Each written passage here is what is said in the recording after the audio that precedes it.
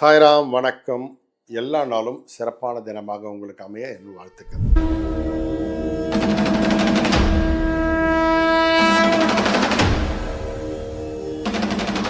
ஒருத்தருக்கு திருமணத்திற்கு முன், திருமணத்திற்கு பின் இப்படிதான் ஒரு வாழ்க்கையை நம்ம எடுத்துக்கணும். கல்யாணத்துக்கு முன்னாடி அவன் வாழ்க்கை அப்படியே போய்கிட்டே இருக்கும். திருமணம் ஆனதுக்கு அப்புறம் பார்த்தீங்கன்னா அவனுடைய வாழ்க்கை அப்படியே கொஞ்சம் மாற ஆரம்பிக்கும்.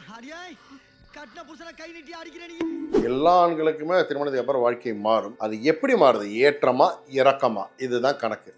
ஒருத்தருக்கு திருமணத்திற்கு அப்புறம் அப்படி ஒரு ஏற்றம் அப்படி கொடுத்து, அந்த ஏற்றம் வந்ததுக்கு அப்புறம் ஒரு குழந்தை பிறகுதை வச்சுக்கோங்க. குழந்தைக்கு அப்புறம் அப்படியே ஒரு அசுர வளர்ச்சி கொடுக்கணும். அதுக்கு என்ன வழி? இப்படி இந்த கிராஃப் இப்படி போகணும்னா எப்படி? அது பேர் என்ன அப்படின்னா இதுதான் ராஜயோகம். ஓகேங்களா? ஒரு திருமணத்தில் ஒருத்தன் வெற்றி, திருமணத்திற்கு பிறகு வாழ்க்கையில் பெரிய ஆளாகணும்னா அதுக்கு ராஜயோகம் வேலை செய்யணும். அது எப்படி ராஜயோகம் வேலை செய்யணும்னா, எல்லார் ஜாதகத்திலையுமே நல்லதும் உண்டு கெட்டதும் உண்டு. எல்லாருக்குமே யோகம் அவயோகத்தை பொறுத்து தான் அவன் வாழ்க்கை முறைகள் மாறும். அதில் அந்த யோகம் என்னன்றதை முதல்ல லிஸ்ட் அவுட் பண்ணிக்கணும். ஓகேங்களா? பண்ணிட்டு ஒரு கல்யாணத்துக்கு பொண்ணு வருது, அந்த பொண்ணுடைய ஜாதகத்தில் என்னென்ன யோகங்கள் இருக்குன்னு பார்க்கணும். பார்த்துட்டு இந்த ரெண்டுமே யோகங்கள் மேட்சார யோகம் இருக்கு. ஓகேங்களா? அந்த ரெண்டையும் கரெக்டாக அந்த யோகத்தை மேட்ச் பண்ணிட்டா விபரீத ராஜயோகம் கிடைக்கிறதுக்கு உண்டான வாய்ப்புகள் இங்கே வந்து சேரும்.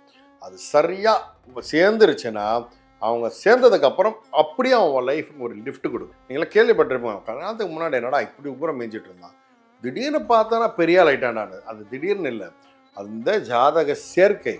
அது கரெக்டாக இந்த யோகம் அந்த யோகம் சேரும்போது அவனோட வாழ்க்கை தூக்குது. அது மேலே போகும்போது என்ன ஆகும் அப்படின்னா, அதை சொன்னான், இது 10 to 15 இயர்ஸ் தான் அது ஒரு பீரியட். அந்த 10-15 வருஷத்துக்குள்ளே அவனுடைய வாழ்க்கை சரியான வகையில் அமைச்சிக்கிட்டானா, அதை பிளான் பண்ணிட்டானா, ஓகேங்களா, அவன் மரணம் வரைக்கும் எந்த டென்ஷனும் இல்லாமல் வாழ்க்கையில் வாழலாம். ஓகேங்களா? இறக்கும் வரை அவன் ராஜாவாகத்தான் வாழ்வான். இது சொன்னது யார் தெரியுமா? சப்த ரிஷிகளில் வசிஷ்ட மகரிஷி சொன்ன வார்த்தை தான் இது. ஓகேங்களா? அவர் எழுதின ஒரு கிரந்தத்தில் கொடுத்துருக்காரு இதை பற்றி. ஸோ அதே போல் யோகங்களை பார்த்து திருமணம் செய்கிறது மிக அவசியம் பண்ணுவார். இந்த காலத்தில் பொண்ணு கிடச்சா போகிறோம், பையன் கிடச்சா போகிறோன்னு கல்யாணத்தை பண்ணுறாங்க. அதே போல் திருமணம் பண்ணும்போது மாப்பிள்ளை இவ்வளோ சம்பாதிக்கிறாரா, சொந்த வீடு இருக்கா, இது இருக்கா, அது இருக்கான்னு பார்க்குறாங்க தவிர கல்யாணத்துக்கு அப்புறம் 2 பேரும் எப்படி இருப்பாங்கன்றது யாரும் யோசிக்கிறதே இல்லை. ஓகேங்களா? நான் நார்மலாகவே சொல்லுவேன், ஒரு திருமணத்துக்கு பொருத்தம் பார்க்கும்போது ஒரு ஜோதிடர் பார்க்காதீங்க, குறைந்தது 3லேருந்து 5 பேரை பாருங்கள். அப்போது அதில் ஆவரேஜ் எடுங்க அப்படின்னு சொல்லுவாங்க. என்ன காரணம்னா ஒவ்வொருத்தரும் ஒவ்வொரு வகையில் பார்ப்பாங்க, ஒவ்வொரு ஜோதிடரும் ஒவ்வொரு ஸ்டைலில் பார்ப்பாங்க. அந்த ஸ்டைலில் பார்க்கும்போது ஆவரேஜாக எது நல்லா இருக்குன்னு அதிகமாக வருதோ அதை நீங்கள் பார்த்து திருமணம் செய்தால் அவங்களுக்கு தெரிஞ்சோ தெரியாமலோ அந்த யோகங்கள் ஒன்று சேர்ந்துடும். ஸோ ஒரு மனிதனுடைய திருமண வாழ்க்கை, இது ஆணோ பெண்ணோ, அது மிக முக்கியம். இதை நல்ல மனசில் ஏற்றுக்கிட்டிங்கன்னா வாழ்க்கை மிக சிறப்பாக அமையும். நல்லது நடக்கும், நல்லது மாத்திரமே நடக்கும்.